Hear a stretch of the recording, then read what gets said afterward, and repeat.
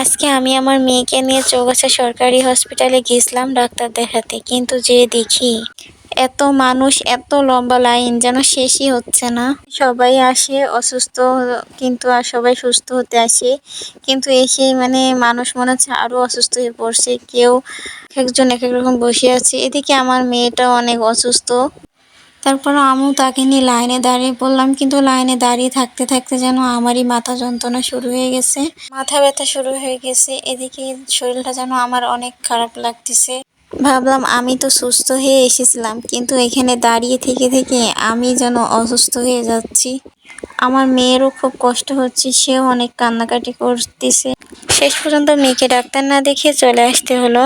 সত্যি বলতে আজকে চৌগাছা হসপিটালে যা দেখলাম, এত বিশৃঙ্খলার মধ্যে অসুস্থ মানুষের চিকিৎসা পাওয়াটা কতটা কষ্টের, নিজের চোখে দেখে মনটা খুবই খারাপ হয়ে গেল।